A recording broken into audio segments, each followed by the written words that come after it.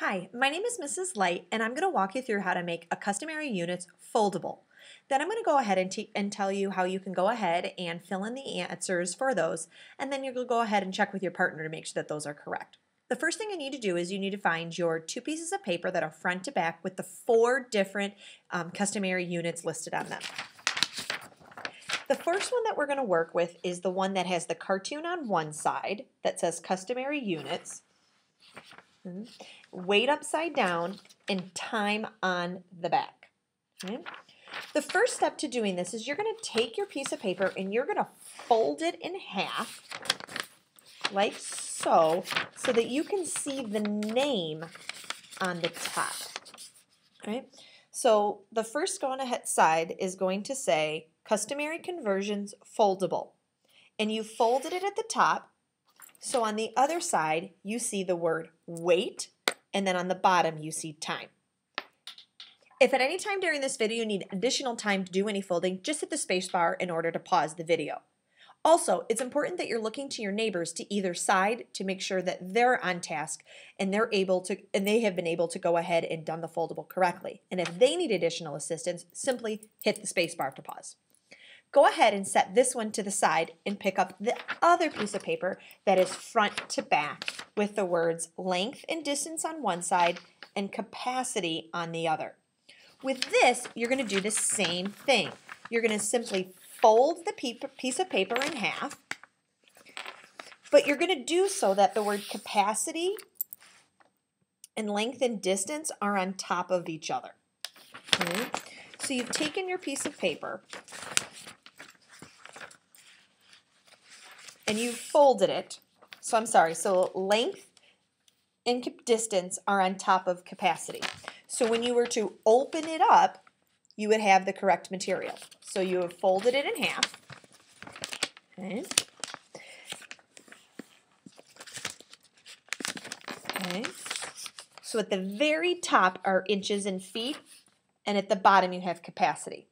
The next thing you're going to go ahead and do is pick up your other piece of paper that you already folded. So you have the two pieces of paper together.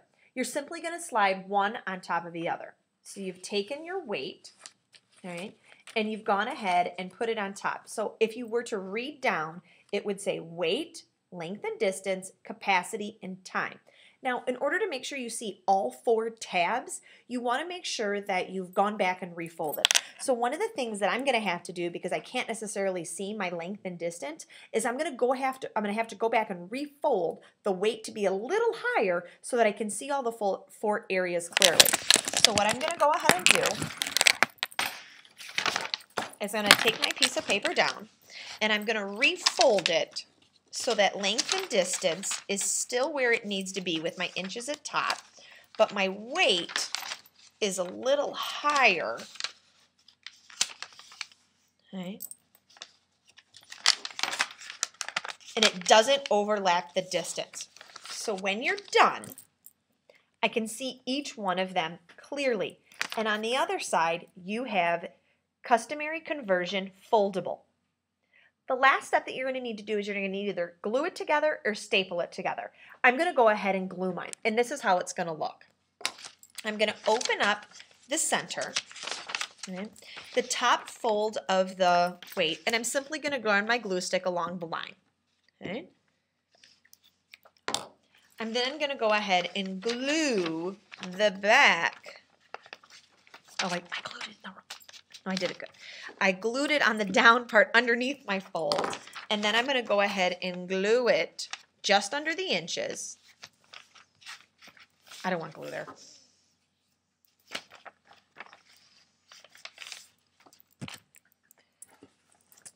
So I have now my foldable. Okay. It's important that you have your name on your foldable, so what I would like you to do right now is take out a pencil and write your first and last name in here. You're going to be able to use this as a resource throughout this unit. So it's important that you have this in order to have the different measurements. So we have weight, length, capacity, and time. What I'm going to ask you to do right now is press the space bar to pause the video. Then you're going to go ahead and get your assignment notebook out. On page 127 in your assignment notebook, the conversions that you need to go ahead and have to fill this foldable out are listed there. So please press pause on the video, go to page 127 in your assignment notebook and complete the foldable. Do not press the spacebar until everyone in the group has completed this and you've checked with the person sitting next to you to make sure you have the same answers.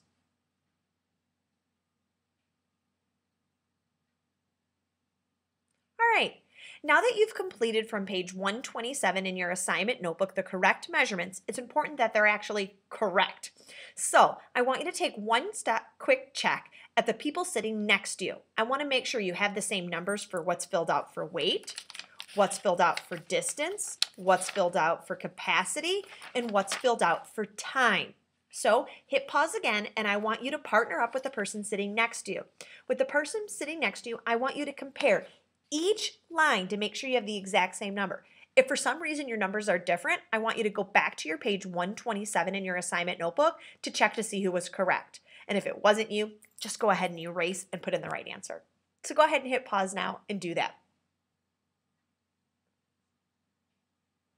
All right, the last thing that we're going to go ahead and do is talk about what these units actually mean. The first one we're going to talk about is weight, 1 pound. All right, when we talk about a pound versus an ounce, ounces are actually much lighter than a pound. Things that we weigh in pounds are people, all right, but things that weigh a little lighter would be things as fruit. So if I have 1 pound, I weigh pounds compared to fruit, which weighs ounces. When they're comparing tons to pounds, we're comparing something that is a great deal of pounds. It's a lot of pounds, the same thing as a ton. A car weighs a ton, an elephant weighs a ton.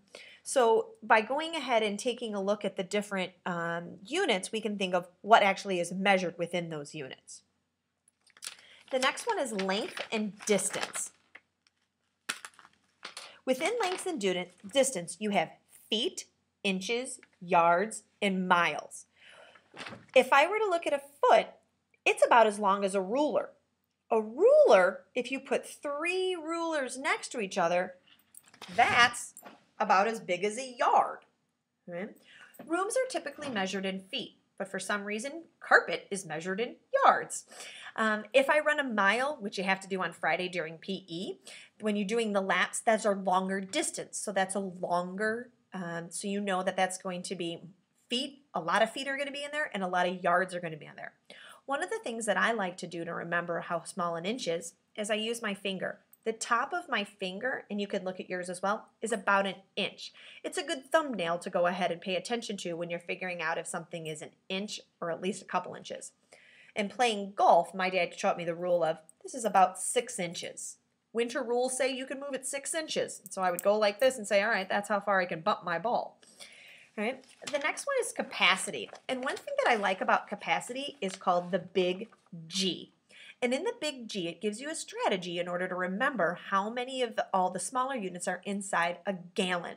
So the gallon here refers to the G. The G refers to being a gallon. Inside a gallon are 4 Qs, which are referred to as quarts. So as you can tell, there are 4 quarts in a gallon. Inside each one of these quarts is a P. A P refers to as a pint. So if you were to notice, just by looking, there are 2 pints in a quart.